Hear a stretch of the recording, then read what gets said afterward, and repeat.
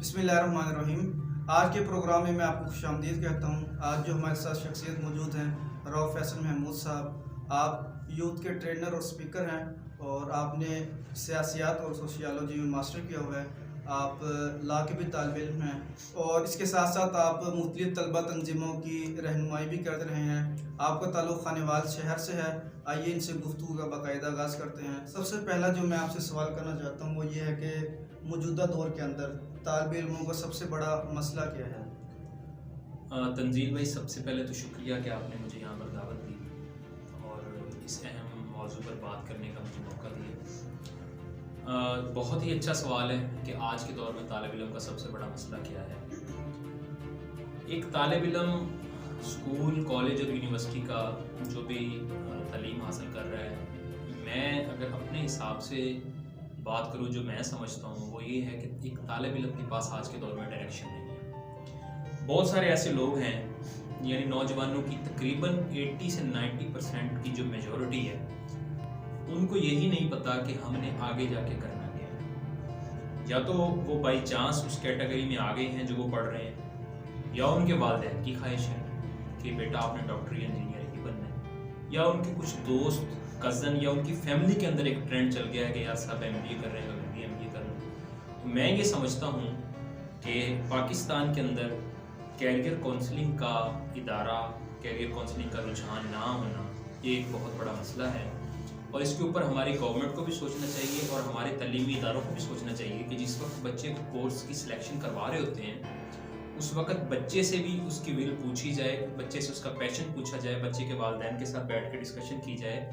اور آنے والے جو ٹرینڈز ہیں ان کے بارے میں بتایا جائے۔ بچے جانتے ہی نہیں ہیں کہ ہم نے آگے جا کے کرنا کیا ہے۔ پھر ہوتا یہ ہے کہ آپ نے ڈی وی ایم کیا ہوتا ہے تو آپ اسکول چلا رہے ہیں، آپ نے ایم ایس سی میتھ کیا ہوتا ہے تو آپ وافڈا میں جاب کے لیے خواہش کر رہے ہوتے ہیں۔ اس کا سب سے بڑا ایک اور نقصان ہے وہ یہ ہے کہ جو حقدار ہوتا ہے پھر اس کا حق مارا جاتا ہے۔ اب جس نے اسٹڈی کی ہی اس لیے کہ میں ٹیچنگ کروں، اب اس کی جگہ ایک ایسا بندہ آ جائے جس کی فیلڈ ٹیچنگ نہیں ہے، کسی اور فیلڈ کا بندہ ہے، وہ تو سمجھو وہ اس کا حق مار رہا ہے۔ تو میرے حساب سے سب سے بڑا مسئلہ جو ہے طالب علموں کا وہ ڈائریکشن کا نہ ہونا، کیریئر کونسلنگ کا نہ ہونا،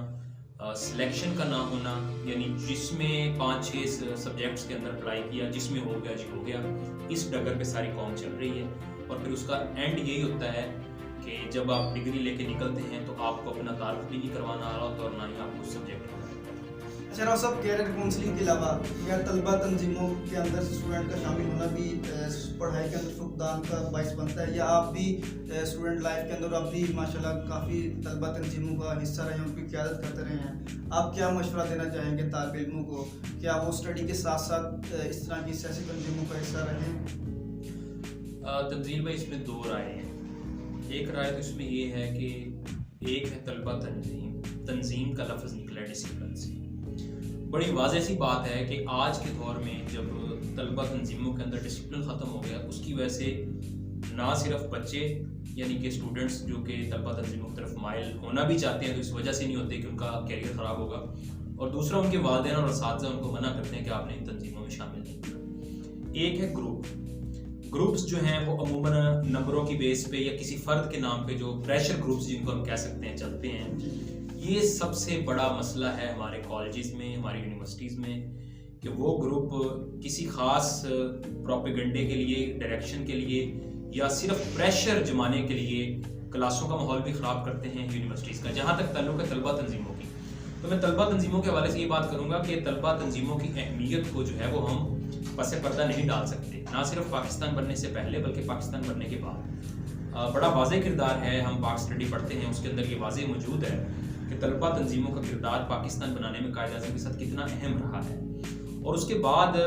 بہت ساری طلبہ تنظیمیں، میں اب اگر نام لوں تو اسلامی جمعیت طلبہ ہے، آئی ایس ایف ہے، ایم ایس ایف ہے، ان تنظیموں کا یہ ہے کہ انہوں نے بہت اچھی لیڈرشپ بھی دی ہے، لیکن معذرت کے ساتھ آج کے دور میں باغ ڈور کچھ ایسے نااہل لوگوں کے ہاتھ آ گئی ہے طلبہ تنظیموں کی کہ ایک ڈسٹرکٹ کے اندر، ایک تحصیل کے اندر، ایک شہر کے اندر جو ہے وہ 15 تنظیمیں مختلف اس طرح چل رہی ہوتی ہیں، سوائے کوئی 1-2 ساکھ والی تنظیمیں ایسی ہیں جن کا صرف پراپر ایک ونگ چلتا ہے، اس کے علاوہ باقی تمام تنظیمیں ان کی کھچڑی پکی ہوئی ہے اور کسی کو کچھ پتہ نہیں ہے۔ اور دوسرا جو لمحہ فکریہ ہے وہ میں یہ بتانا چاہوں گا کہ طلبہ تنظیم میں جو بھی بندہ شامل ہو اس کا طالب علم ہونا ضروری ہے، لیکن 80-90% طلبہ تنظیموں کی طرف سے اس طرف غور ہی نہیں کیا جاتا کہ جس بندے کو ہم صدر، general secretary, deputy general secretary, chairman یا اس طرح کا کچھ بنا رہے ہیں یا اس کو کوئی ذمہ داری دے رہے ہیں، آیا کہ وہ طالب علم ہے بھی یا نہیں، اور اگر وہ طالب علم ہے تو اس کی کیا کارکردگی ہے۔ تو طلبہ تنظیموں میں بالکل شامل ہونا چاہیے، لیکن آپ کو یہ دیکھنا ہوگا کہ یہ طلبہ تنظیم آپ کی کاؤنسلنگ جو کر رہی ہے، آپ کو جو ڈائریکشن دے رہی ہے یا لائف میں آگے گولز دے رہی ہے، وہ کس طرف دے رہی ہے، یہ آپ کو خیال رکھ کے طلبہ تنظیموں میں شامل ہونا چاہیے۔ ٹھیک ہے، چلو صاحب آپ بھی مختلف طلبہ تنظیموں میں شامل رہے ہیں، تو ہے تو ذرا پرسنلی سوال کہ ان تنظیموں نے آپ کے اوپر کیسا تاثر ڈالا، کہ آپ کی تربیت اچھے انداز میں کی یا پھر وہ وقت کا ضیاع تھا؟ اس میں تھوڑا سا آپ کو کمنٹ چاہوں گا۔ دیکھیں، جہاں تک طلبہ تنظیموں کی بات ہے تو بولنے کا جو فن ہے وہ مجھے طلبہ تنظیموں نے سکھایا ہے، اور یہ ایک بہت بڑا میں سمجھتا ہوں کہ ایک نعمت ہے۔ اسٹیج کے اوپر بولنا آج کے دور میں ہمارے بولنے کا بڑا فقدان ہے۔ فقدان اس طرح سے ہے کہ بول تو سب لیتے ہیں، لیکن اکثریت ایسی ہے جو شور کر رہی ہوتی ہے، بیسیکلی وہ بات نہیں کر رہی ہوتی۔ یہ ایک انسانوں کا ہجوم ضرور ہے، لیکن کام کی بات کرنے والے وہ دنیا سے بہت سارے لوگ جو ہے علماء کی شکل میں، شاعروں کی شکل میں وہ آئے اور چلے گئے۔ آج کے دور میں ہمارے پاکستان میں صحیح بولنا، صحیح وقت پہ بولنا، تول کے بولنا، اور جو ٹاپک ڈسکس کیا جا رہا ہے اس کے اوپر بولنا، یہ بہت کم ہو گیا ہے، اور معذرت کے ساتھ فضول گفتگو، لغو، اور اگر میں کچھ سخت لفظ نہ کہہ دوں، بکواسیات جو ہے وہ بہت زیادہ ہو رہی ہے۔ یہ کم ہونی چاہیے۔ ہمارے ٹی وی چینلز، ہمارے موبائل، ہمارے فیس بک، سوشل میڈیا، ہر طرف ایک شور بپا ہے۔ تو طلبہ تنظیمیں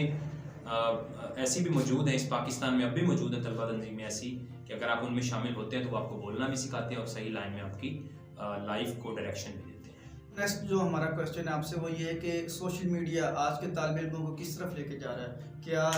سوشل میڈیا کے استعمال سے ہمارے جو یوتھ ہے اس کے اندر کوئی پازیٹیو چینج آ رہی ہے؟ اس پہ تھوڑا سا میں آپ کا کمنٹ چاہوں گا۔ تنزیل بھائی، بہت اچھا سوال کیا آپ نے۔ یہ والا سوال یقین کریں کہ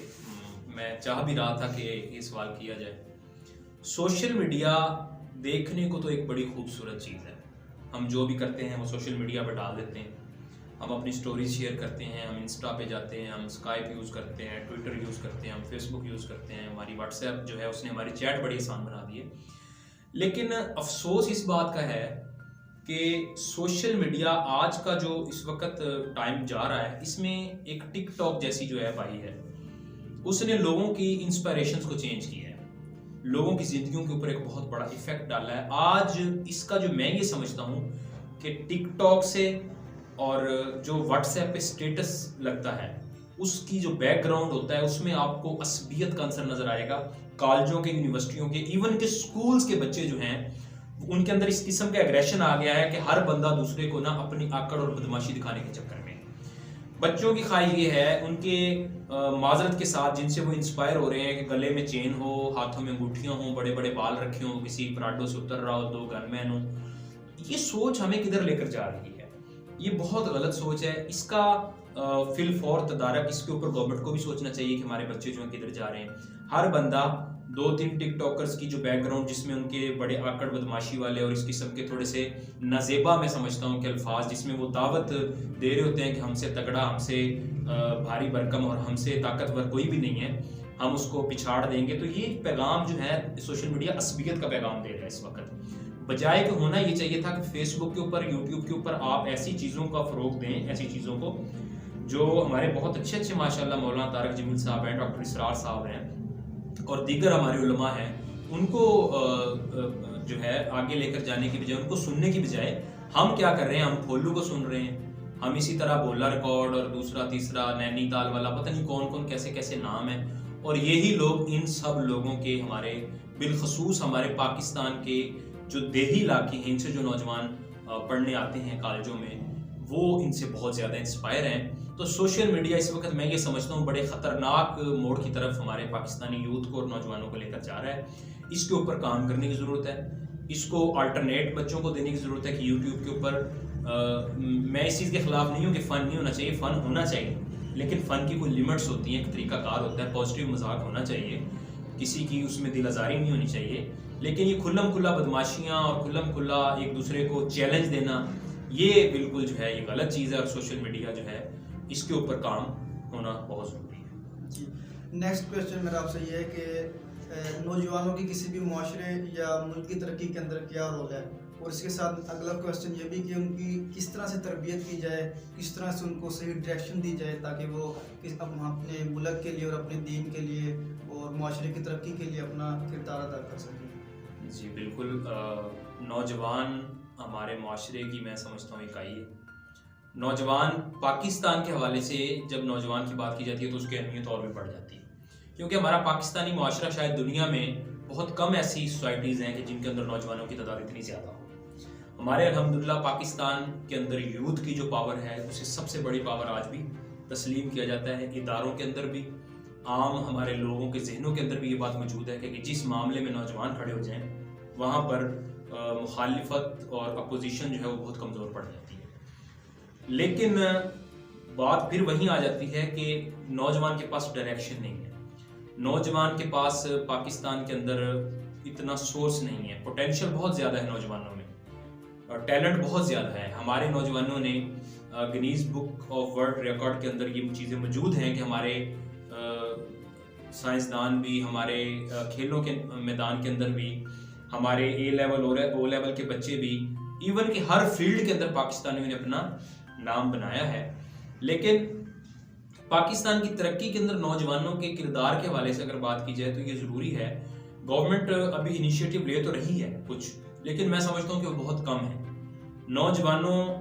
کی ٹیکنیکل بھی، ان کی تھیوریٹیکل بھی، ان کی فزیکل بھی، اور ان کی مورل جو ویلیوز ہیں اور اسٹڈیز ہیں، اس حوالے سے آنے والے نئے ٹرینڈ، آنے والے 10 سالوں میں کیا ہونے والا ہے، 2030 میں پاکستان جو ہے وہ کہاں کھڑا ہوگا، اس حوالے سے نوجوانوں کی تربیت کی ضرورت ہے۔ اس کے لیے گورنمنٹ کو بھی انیشیٹو لینا چاہیے، انہیں ایسی سہولیات دینی چاہیے نوجوان کو کہ وہ اپنے فن کا مظاہرہ بھی کر سکے، اور اپنے مزید محنت اس کی جو اس کے اندر اگر کوئی ٹیلنٹ ایسا موجود ہے تو اس کو مزید نکھارا جائے۔ ہر فیلڈ کے اندر نوجوان اپنا نام پاکستان کا نوجوان بنا سکتا ہے۔ یہ قوم وہ قوم ہے جس نے 1947 میں ایک بہت بڑی جد و جہد کے بعد یہ ملک حاصل کیا تھا۔ اگر یہ قوم یہ وطن حاصل کر سکتی ہے تو یہ قوم اس وطن کے اندر کامیابی کے جھنڈے بھی گاڑ سکتی ہے اور اس کو دنیا کی صف اول کے ممالک میں بھی لے کے جا سکتی ہے۔ لیکن ضرورت اس چیز کی ہے کہ ہم پیسے کی فکر، پیسے کے لالچ، پیسے کی حیرت سے ہٹ کر ایک معاشرہ بننے کی کوشش کریں، اور معاشرے کی جو اکائیاں اور معاشرے کی جو ویلیوز ہیں، چھوٹی چھوٹی وہ چیزیں ہیں جن کو مغرب جو ہے وہ فالو کر رہا ہے لیکن ہم نہیں کرتے، ہم ان کو کچھ سمجھتے نہیں ہیں۔ وعدہ خلافی کو ہم کچھ نہیں سمجھتے، سگنل توڑنے کو ہم کچھ نہیں سمجھتے، جھوٹ بولنے کو ہم کچھ نہیں سمجھتے، امانت میں خیانت کو ہم کچھ نہیں سمجھتے۔ لیکن ہم یہ ضرور سمجھتے ہیں کہ اگر میں نے کوئی روزہ، بے شک روزہ، نماز یہ اسلام کے بہت ضروری احکامات ہیں، لیکن جس طرح اسلام میں داڑھی رکھنا سنت ہے، ایسے جھوٹ نہ بولنا بھی سنت ہے، وعدہ خلافی نہ کرنا بھی سنت ہے، اور امانت میں خیانت نہ کرنا بھی سنت ہے۔ ان سنتوں کو ہم پسے پش ڈالتے ہیں، جس کی وجہ سے ہمارے معاشرے میں بگاڑ پیدا ہوا ہے۔ ہم بات بات پہ جھوٹ بولتے ہیں، ہم ہوتے کہیں اور ہیں، بتاتے کہیں اور ہیں۔ ہم وعدہ کسی سے پیسے لے لیں ادھار تو ہم پیسے جلدی واپس نہیں کرتے۔ تنزیل بھائی بیسیکلی دیکھنے کو یہ بہت چھوٹی چھوٹی چیزیں ہیں، لیکن معاشرے کی تعمیر اور تسخیر میں یہی چیزیں ہیں جن کی وجہ سے آج صف اول کے جو ممالک ہیں ایسٹ ویسٹ کے، وہ ہم سے بہت آگے ہیں۔ ان کا ابھی کچھ دن پہلے ایک چیز میں نے دیکھی ہے کہ برٹش کا جو وزیر اعظم تھا جانسن جو تھا، وہ ایک عام سے مال سے سائیکل پہ آ کر لائن میں کھڑا ہو کے وہ اپنی شاپنگ کر رہا ہے اور کسی کو پتہ بھی نہیں ہے کہ وہ وزیر اعظم ہے۔ ہم نے اپنے اندر ایک ہمارے کونسلر سے لے کر ہمارے پرائم منسٹر تک ایک خول اپنے اوپر چڑھا لیا ہے، جو پروٹوکول کا خول ہے، جو پیسوں کا خول ہے، جو ایک ایسی مصنوعی دنیا کے اندر ہم بس رہے ہیں کہ کسی عام بندے کے ہم تک ملنے کی، ہم سے بات کرنے کی اپروچ نہیں ہے۔ تو بے شک یہ کوشش کر رہے ہیں خان صاحب کہ جی چیزوں کو بہتر کیا جائے، لیکن ابھی بہت زیادہ کام کرنے کی ضرورت ہے۔ بہت خلا ہے کرپشن کے خاتمے کے لیے، ویلیوز کو آگے لے جانے کے لیے، اور یہ چیز میں یہ سمجھتا ہوں نیچے سے اوپر نہیں آتی، میں یہ سمجھتا ہوں چیز اوپر سے نیچے آتی ہے۔ اگر ہمارے اوپر جو بیٹھے ہوئے ہیں اگر ان میں یہ ویلیوز آ گئی، انہوں نے پروٹوکول چھوڑ دیا، انہوں نے لوگوں کو ملنا شروع کر دیا، انہوں نے کرپشن چھوڑ دی، انہوں نے وعدہ خلافی اور جو کہا وہ پورا کیا، آپ دیکھیں گے کہ آنے والے 15-20 سالوں میں ہم کہاں پہ کھڑے ہوتے ہیں۔ اچھا راؤ صاحب، آپ ماشاءاللہ یوتھ کے حوالے سے ٹرینر بھی ہیں اور اسپیکر بھی ہیں۔ آخری کویسچن جو میں آپ سے کرنا چاہوں گا وہ یہ کہ آپ نوجوانوں کو کیا میسیج دینا چاہیں گے تاکہ وہ ملک کی ترقی اور خوشحالی کے لیے اپنا کردار ادا کر سکیں؟ کافی سارا میسیج تو میں دے چکا ہوں ویلیوز کے حوالے سے کہ ویلیوز کو اڈاپٹ کرنا چاہیے، اور یہ چیز آپ کے جو ادارے ہیں، انسٹیٹیوٹس ہیں جس میں بچے تعلیم حاصل کرتے ہیں، وہاں پہ اساتذہ کو بتانا چاہیے، گھر میں پیرنٹس کو یہ باتیں بتانی چاہیے۔ لیکن مین چیز جو ہے وہ یہ ہے، میں بڑی شارٹ اور بڑی کلیئر بات کروں گا کہ آپ نے 100 دفعہ سوچنا ہے ایک ڈیسیژن لیتے ہوئے اپنی کیریئر کے حوالے سے، لیکن جب آپ نے ڈیسیژن لے لیا تو پھر آپ نے پیچھے مڑ کے نہیں دیکھنا کہ میرے ڈگری کا سکوپ ہے یا نہیں ہے۔ کیوں؟ ایک بحری جہاز تنزیل بھائی خراب ہوتا ہے اور وہاں پہ کوئی 9 کے قریب اس کو ٹھیک کرنے والے وہاں پر آتے ہیں اور اپنی معمولی سی فیس بتاتے ہیں، وہ کافی ٹائم اس کو ٹھیک کرنے میں لگے رہتے ہیں لیکن ان سے وہ ٹھیک نہیں ہوتا اور وہ اپنی معمولی سی فیس لے کر چلے جاتے ہیں۔ ایک بوڑھا مکینک جو ہے اس کو طلب کیا جاتا ہے تو سارے حیران ہوتے ہیں، یار یہ بوڑھا کیا کرے گا، یہ بوڑھا تو ہمیں نہیں لگتا کہ اس قابل ہے کہ اتنا اچھا مکینک ہوگا کہ یہ وہ فالٹ دور کر دے گا جو وہ اتنے قابل انجینئر نہیں کر سکے۔ تو وہ جو بوڑھا ہے وہ صرف ایک ضرب لگاتا ہے اور وہ جو پرزہ تھا، جو انسٹرومنٹ تھا، اس کو گڑبڑ جو تھی وہ اس کو ٹھیک کر دیتا ہے اور جہاز چل پڑتا ہے۔ لیکن اس کی وہ اماؤنٹ بہت بڑی ڈیسائیڈ کرتا ہے اور وہ پیسے جب اپنی جیب میں ڈالتا ہے تو سب اس سے سوال کرتے ہیں کہ ان چھوٹے سے کام کے جو ہے انہوں نے تھوڑے تھوڑے پیسے بتائے تھے تو آپ نے اتنے پیسے، انہوں نے کہا کہ انہوں نے ضربیں تو بہت لگائی لیکن وہ یہ نہیں جانتے تھے کہ ضرب لگانی کہاں ہے اور کیسے ہے۔ میں نے ساری محنت اب تک اسی پہ کی ہے کہ ضرب لگانی کہاں ہے اور کیسے ہے، تو میں نے ایک ہی لگائی تو میں نے ٹھیک کر دیا، اس لیے میری اماؤنٹ اتنی زیادہ تھی۔ یہ میرا نوجوانوں کو پیغام ہے، ہم سب کو، میں مطلب خود مجھے بھی، میں بھی اسی کے اوپر پیچھے نہیں ہٹا۔ جب میں نے سوچ لیا کہ میں نے ایسے فیلڈ میں جانا ہے جو مجھے بولنے کا موقع دے، میں نے اسی لیے شروع کیا۔ آپ 100 دفعہ سوچیں، جلدی ڈیسیژن مت لیں گھر والوں کہ آپ جو ان کا ایک مان ہے آپ کے اوپر، اگر آپ سمجھتے ہیں کہ آپ وہ نہیں کرنا چاہتے، 3 ایڈیٹ ایک بہت بڑا پیغام ہے تو وہ مووی، تو آپ ان کو اچھے طریقے سے موٹیویٹ کریں کہ اپنے والدین کو کہ یہ میں یہ سمجھتا ہوں کہ یہ میرے لیے بہتر نہیں ہے، ایون کہ وہ ڈاکٹر یا سی اے کیوں نہ ہو۔ آپ اپنے پیشن میں جائیں، تب آپ جا کے اپنے پیشن کو پروفیشن بنائیں گے تو آپ کامیاب ہوں گے، بجائے کہ آپ ایک ایسی فیلڈ کو چوز کر لیں جو آپ کو بعد میں بورنگ لگے اور آپ کو چھوڑ کے کہیں اور آپ کو شفٹ ہونا پڑے یا سوئچ کرنا پڑے، تو یہ آپ کے لیے بعد میں خمیازہ جو ہے وہ پھر پورا نہیں ہوتا، بہت آگے جا کے پرابلمز بھی بنتی ہیں۔ آج سے 5-10 سال بعد جب آپ پڑھ جاتے ہیں تو پھر جا کے آپ اپنے کیریئر میں واپس آنا آپ کے لیے بڑا مشکل ہو جاتا ہے، یا پھر آپ کو زیرو سے سٹارٹ دوبارہ لینا پڑتا ہے۔ تو میرا نوجوانوں کو شارٹلی یہی میسیج ہے کہ سوچ کے ڈیسیژن لیں، اور جب ڈیسیژن لے لیں پھر پیچھے مڑ کے نہ دیکھیں۔ جزاک اللہ راؤ صاحب، ایک مرتبہ پھر میں آپ کا شکریہ ادا کروں گا کہ آپ ہمارے پروگرام میں تشریف لائے۔ ناظرین، آپ نے راؤ فیصل محمود صاحب کی گفتگو سنی، ان کا یہی کہنا تھا کہ پاکستان کے نوجوانوں کے اندر پوٹینشلی کمی نہیں ہے، اگر کسی چیز کی کمی ہے وہ صحیح ڈائریکشن اور سمت کی ہے۔ اگر پاکستان کا نوجوان صحیح سمت اور ڈائریکشن میں کام کرے تو ہمارا ملک اور ہمارا معاشرہ بہت جلد ترقی کی راہ پر گامزن ہو سکتا ہے۔ اللہ تعالیٰ سے دعا ہے کہ اللہ پاک ہمارے نوجوانوں کو صحیح سمت میں چلنے کی توفیق عطا فرمائے۔ اسی خوبصورت دعا کے ساتھ میں آپ سے اجازت چاہوں گا، اپنا بہت سارا خیال رکھیے گا۔ اللہ حافظ۔